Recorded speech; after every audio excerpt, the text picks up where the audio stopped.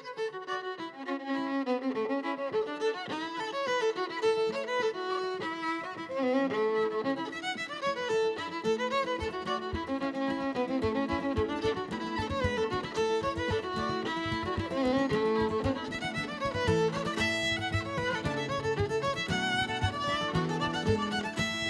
everyone, my name is Phillip McCrilly. I'm an artist and a chef, and I kind of like to say that I'm an artist working with food and a chef working with art, kind of straddling between both those fields. Growing up as a child, my passion was art and food, and now in later life both those things have combined into the one practice. Over time it became a way of involving two things, and then suddenly food is the predominant sort of feature of my work now.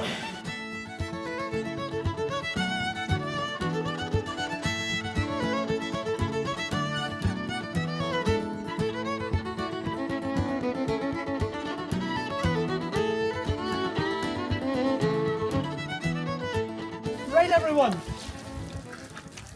first up we're going to go out the back here and look at a long established hedgerow that has been here from at least the 1800s or before.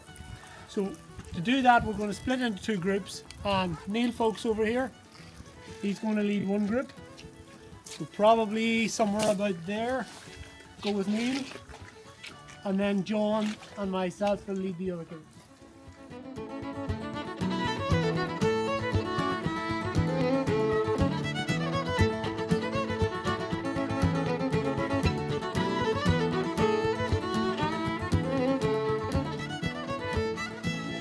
There's one point I'd make just as we were coming across, that just a pure observation, that this bit of ground here under the hedge is much drier than out in the field, and it's down to the root system of the trees is improving the drainage.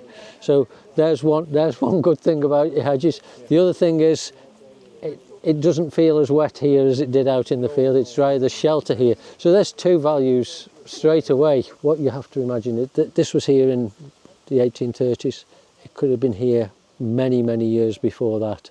What you have here is soil that's been undisturbed for 200, maybe 300 years, and that's very rare in terms of the biodiversity values of things. We tend to look above the ground, but what's under the ground is really important. A hedge of itself doesn't generally self-sustain because the plants grow up, they'll seed, and what the hedge wants to do, the plants in the hedge, they want to grow up, they want to seed, and they want to colonise either side to become woodland. They want to spread out.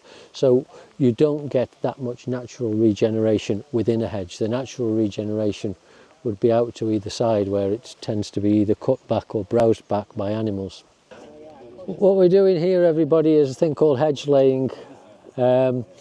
Those of you who were in my group before, I was talking about this idea of managing hedges on a cyclical basis, of letting them grow and then bringing them back down to square one, and then round again, and where you're keeping the plants in the hedge in a not a permanent juvenile state, but you never allow them to become too mature so that the hedge sort of gets away. The technique with hedge laying is you cut through the stem part way through, but you leave enough wood so that there's a hinge between the root and the top that the sap can continue to travel up, so the bit that's laid across stays alive. And I'll just demonstrate that now with this nice little easy one.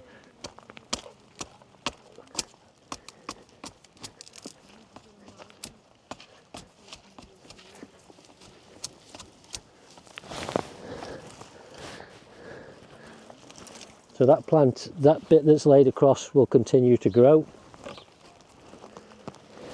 And what I'll do then now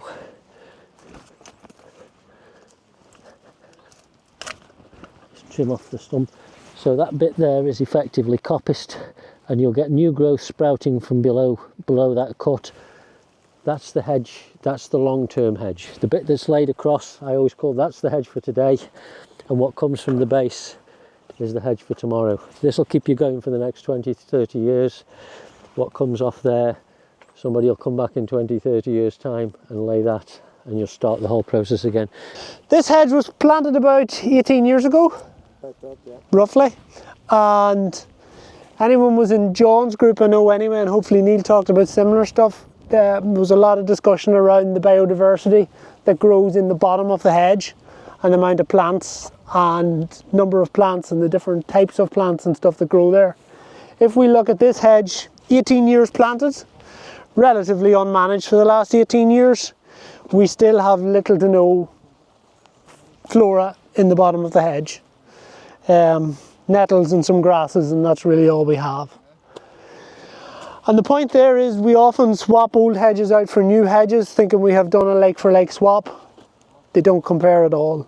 They really don't. The diversity in old, long established hedges, these really never catch up in anybody's lifetime.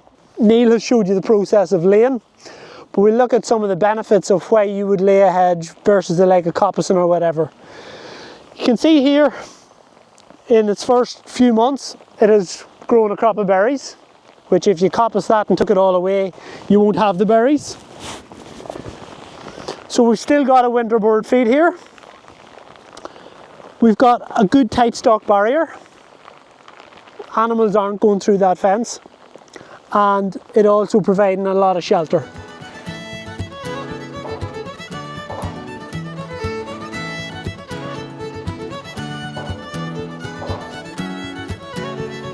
These calves, these are the twins in here.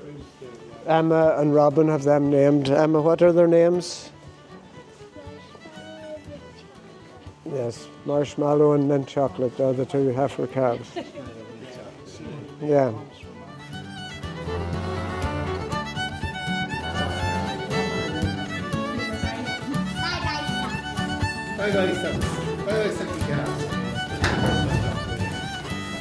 All I would ever have done with hedges would have been taking trees down for firewood over the years and maybe faced back a few briars and things.